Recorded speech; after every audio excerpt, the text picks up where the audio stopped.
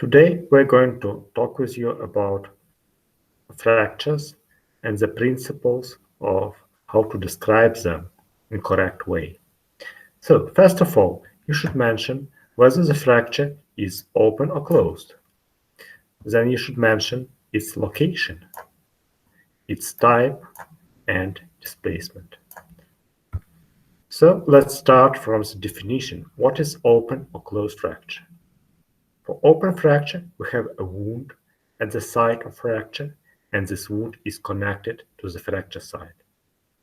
For closed fracture, we don't have a wound and soft tissues are uninjured, or we have a wound but it is located in other place and there is no connection with the fracture site. Next thing you should talk about location. So if we mention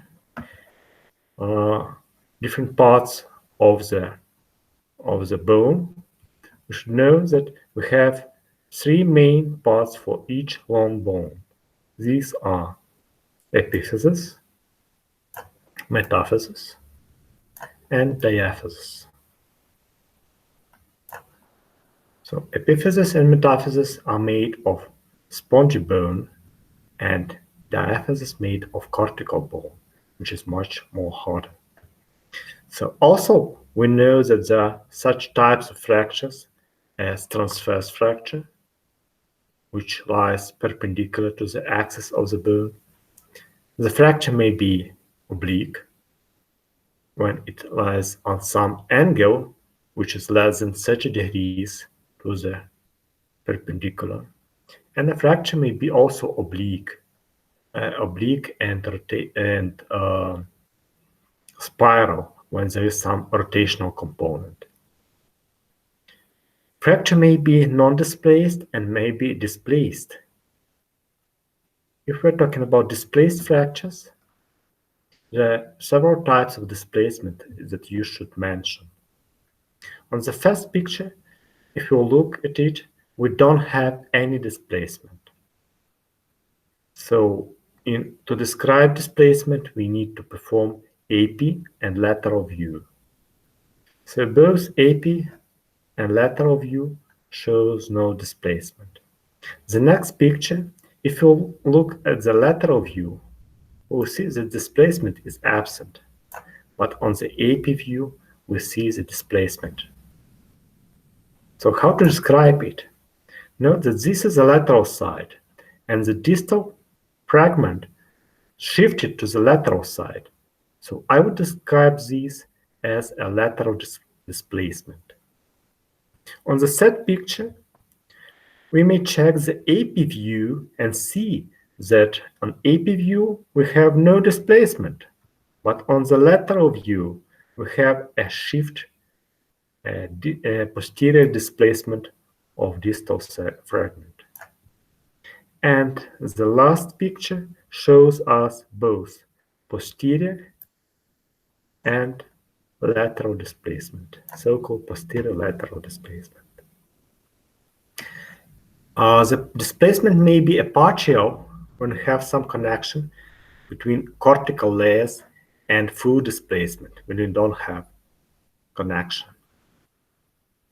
The next type of displacement is shortening. It is possible for oblique fractures with partial displacement and comminuted fractures. But if we're talking about transverse fractures, it is possible only for full displacement. Only when we have full displacement, we may have a shortening of the extremity. Next type of displacement is angulation. So we can describe this as a tilt of the distal part of the bone. It may be tilted laterally, medially, anteriorly, posteriorly. And we can describe this as a deviation. So actually here we can see the bending of the femoral bone to the medial side, so-called medial displacement. On this side, we can see the bending of the tibia to the posterior part, so-called posterior displacement. In other words, medial displacement when we have the angle which is open to the lateral side, may be named as valgus displacement. Here we can see the recurvation of the tibia. And the last type of displacement is rotational displacement. If the X-ray involves only a small area of the fracture, you can miss this displacement. As here, you can think that there is no displacement. But if you make a full-length X-ray, you will see that knee joint is rotated.